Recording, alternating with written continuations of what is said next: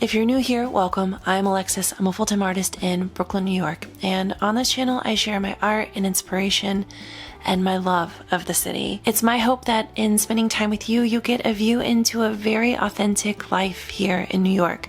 The good, the bad, the imperfect. And if that sounds like something that you're into, I invite you to stick around. Welcome back to Brooklyn. I'm thrilled that you're here. Today has been a day of small business tasks. I know I've said it before, but man, once your art practice turns into a business, you really lose a lot of time to all those administrative tasks. And so today I just spent, I think, like 3 hours working with my printer. Like, I have a printer and the settings were all funky. And so I did some troubleshooting, did some deep dives on the internet, and I think we got it. But I had a print order come in for this piece. And this is really the first community scene I ever did, inspired by my time in Harlem, and I love it so much, and I am thrilled that it is going to go to a home. So I need to get this packaged and out the door, and then we're just gonna jump into the rest of the day and see how much we can get done.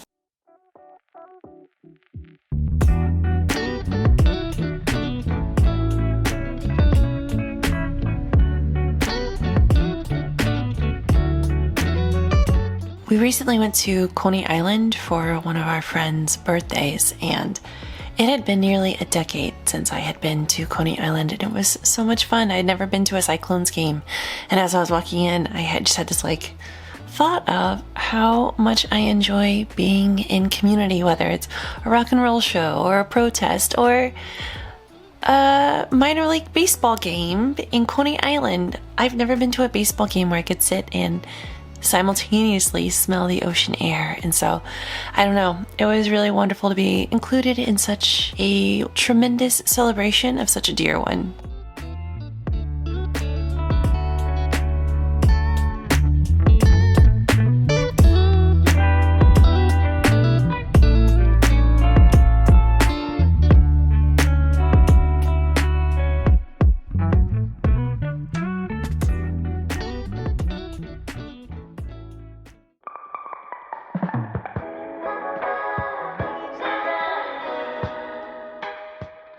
So in the apartment tour, I mentioned that I really wanted to take these quilt squares down. They're part of my collection, The Great Creating. And I know that I've mentioned it before, but I think it bears repeating, especially living through this time here in America. There was an idea going around years ago that if you found your thread and started pulling it, you could unravel the systems that cause harm. And I really liked that idea of the unraveling, but the longer I sat with it, the less comfortable I became with it, because I am somebody who is action-oriented. If something is wrong, I think it's fine to talk about what's wrong, but I have a pretty low threshold of frustration when there's no solution. And there's no talk of solution. And so I am very solution oriented. And I kept thinking, but if we unravel, then what? And so I flipped it, and I've said this before, I know that there is, I know that it is the job of some to do the unraveling, to do the dismantling of the systems that cause this great harm. However, I know on the flip side of that there are those of us who are the builders and the people who imagine. The thing that I really love, that I have learned through my activism and through just all of the readings that I have done by those organizers that have come before me, is that you have to be willing to imagine what's possible. You have to be creative in envisioning what can exist outside of what currently exists. I definitely think that there's something to having the courage to dream of what is possible, and of course taking the action to bring that forth. But the idea is that while there will be some who are dismantling and unraveling the systems of great harm, there will be others who are in the process of creating that new quilt. So weaving together the systems of care and mutual aid and that will set us up to succeed, so we don't just continue to fall into these cycles and systems that don't serve the people. And so this is the Great Creating, and it is 100% about having the courage to envision and to build. And it is meant to inspire, just having the courage to dream outside of the constraints of what currently is. So I originally hung these, as I mentioned, because I have holes behind them where we had shelves.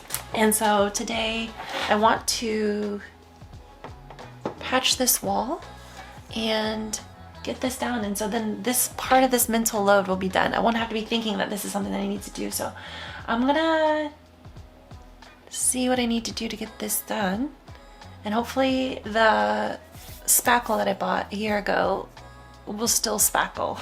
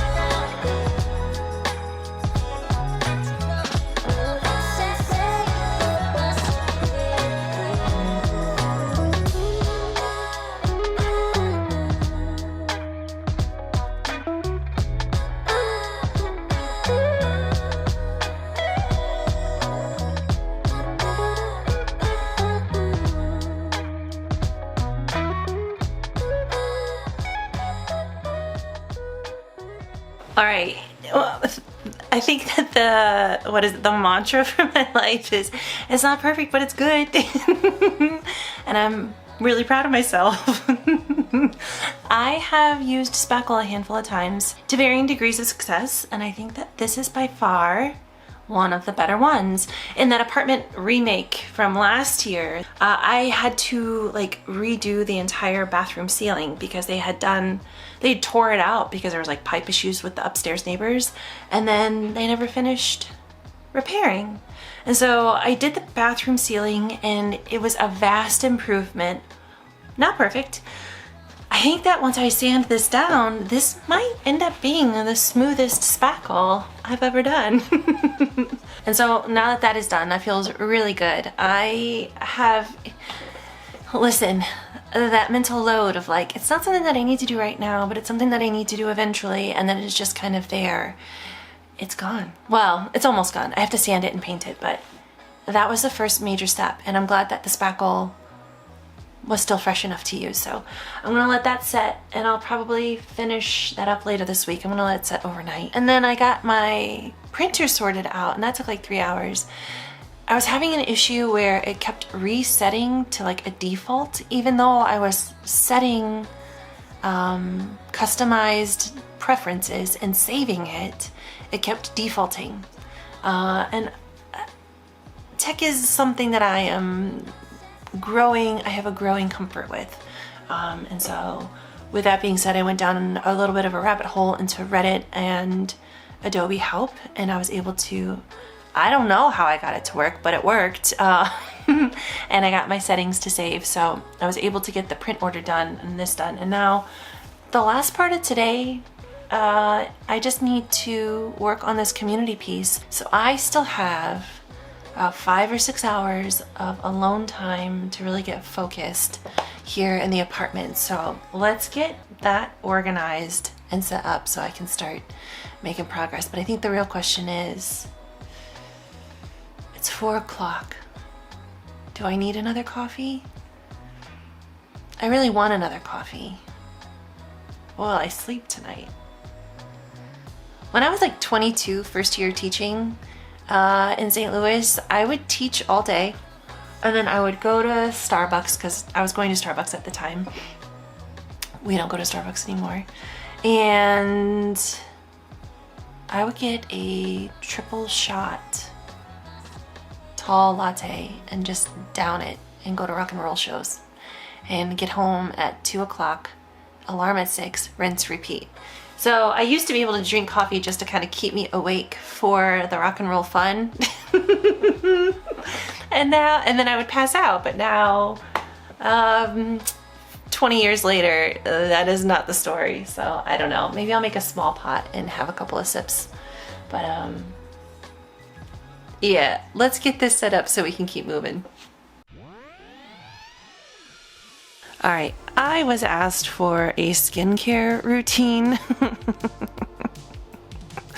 which honestly is really, really funny because I don't have one. I had a very dear friend right around the time that I was turning 30 turn to me at work and she was like, yo, what do you do?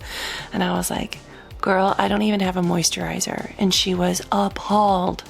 So she made me promise that I would go to Kiehl's after work. I think she actually took me the first time I went. And we got some like deep moisturizer for my face because it was, oh my God, it was so dry. But honestly, sometimes I use a fancy face wash that my sister got for me. Sometimes I just use bar soap. Sometimes I use the pump hand soap when I'm washing my face. It really just depends on what kind of a mood I'm in and how much time I want to take. And then I still use the Kiehl's face lotion, and I swear by that. That's like the go-to. And then my sister gave me this eye cream, but it's supposed to help with my dark circles because I definitely have my dad's dark circles. But that's about it. And then everything else that I use is more or less glossier and Aquaphor. We are very low stakes here because I just can't be bothered, and that's it. I honestly feel like for me, when it comes to makeup, less is more. And I remember being, I don't know, maybe 15, and my mom turned and looked at me and she was like, yo, Alexis, how do you ever expect to find a husband if you don't wear makeup? And in that moment I turned to her and I was like, yo, when I wake up in the morning, they're gonna see what I look like. So what's the point in hiding it? Now I know that makeup like is supposed to accentuate your natural features, what have you, but I don't know, man. The older I get, and I think lockdown really kind of solidified this for me, the older I get, the less I care. I don't know. It's kind of freeing, if you will. So anyways, if I'm going out, sometimes I'll do a little bit more, and because it's fun to be able to choose to do it versus it being an expectation.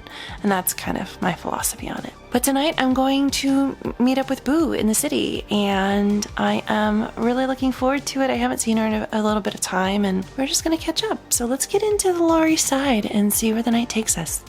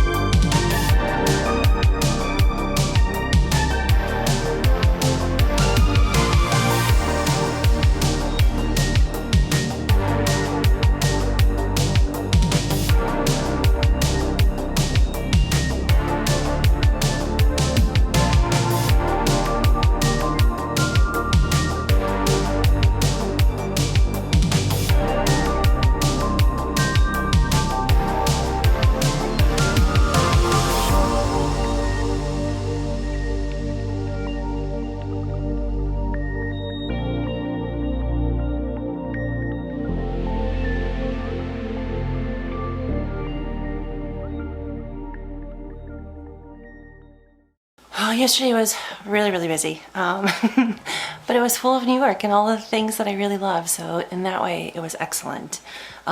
Today we're going to finally paint that wall that was patched. And then I'm gonna work on the building for that third piece and get that building done. So we have our work cut out for us today.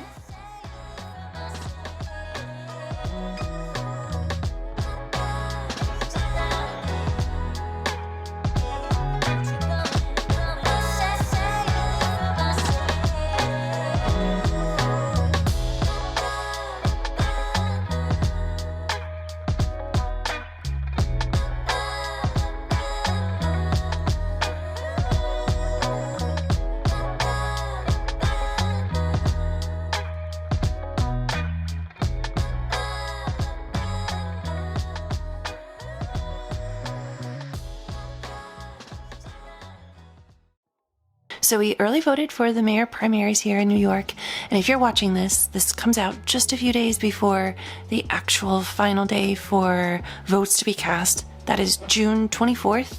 There's been a lot of conversation about Zoran and whether or not it's good to be hopeful with politics, because politics will inevitably break your heart because the establishment always wins. And there was a book I shared with you all probably about a year and a half ago. It's called Let This Radicalize You by Kelly Hayes and Miriam Kaba. It's a phenomenal text, and there's so much just truly incredible information and insight into organizing and the power in the people in this text that I recommend it to nearly everyone. But there is a section about hope, and it's talking about how hope and grief can coexist. And I've shared this several times since January, really, but I would love to share it with you all. And it's talking about this idea of active hope, because I think that hope oftentimes gets this very naive reputation. Oh, you're hopeful, so you must not really live in the real world. And to that, I say bullshit. I have seen so many communities experience the most devastating circumstances, and hope thrives. And this is what they have to say. Joy is not the opposite of grief. Grief is the opposite of indifference. Hope, too, requires us to reject indifference.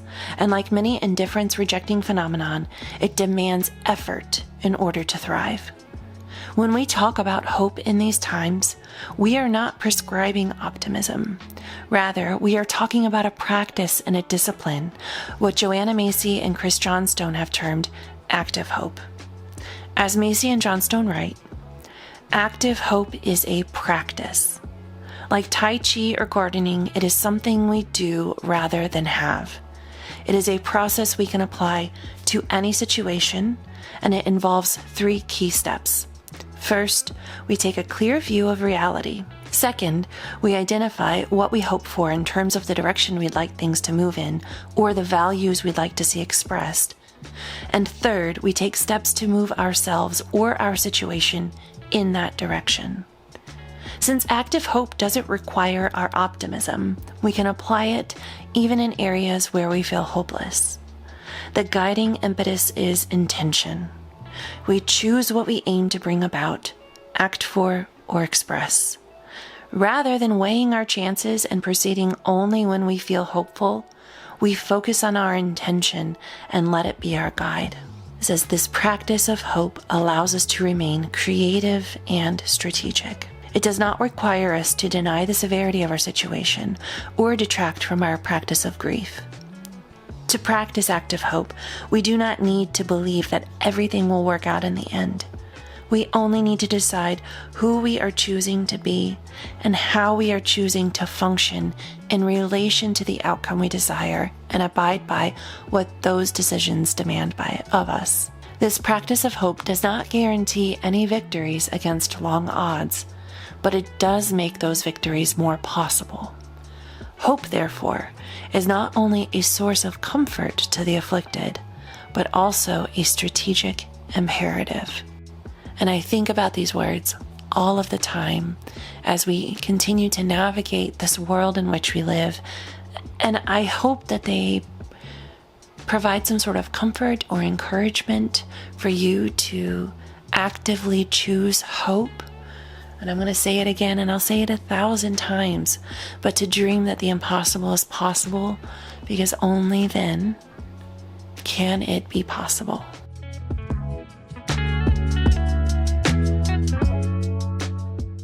As I was sitting here working, a thunderstorm rolled in, and there is really nothing that I love more than a summertime thunderstorm. And I think that that's part of growing up at the convergence of the Mississippi and the Missouri rivers, where sometime between noon and 2 every afternoon, there was an intense thunderstorm. And I don't know, we don't get many thunderstorms in New York, but when they happen, man, I'm real excited. So let's just take a minute and enjoy this moment of zen, if you will.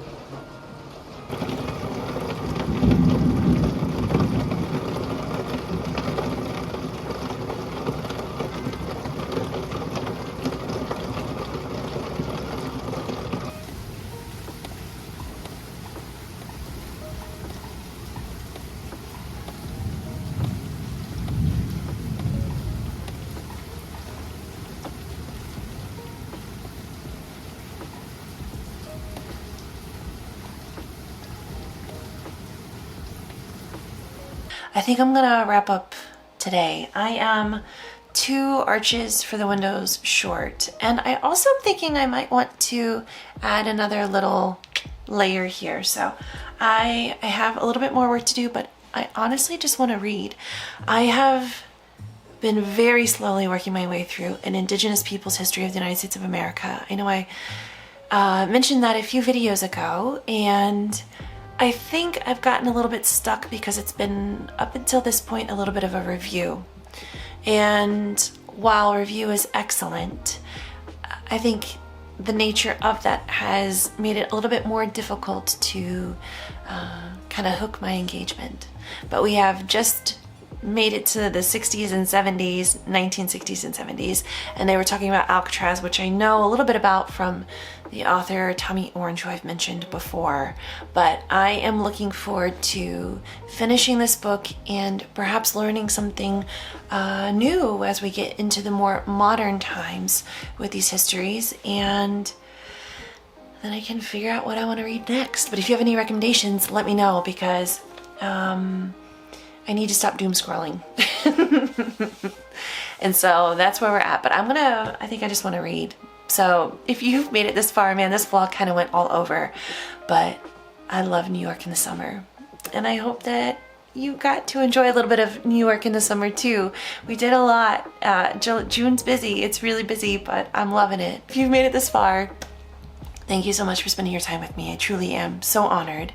And if you enjoyed this video, I would really appreciate it if you gave it a thumbs up. That helps YouTube know that there's something happening here, and they're more willing to share me with people like you. And if you have not yet, but you would like to subscribe and follow along as I share my life as a full-time artist here in Brooklyn, New York, I would be truly honored. And with all of that being said, lastly, whatever time of day you've watched this, I hope it's been a kind one. Until next time.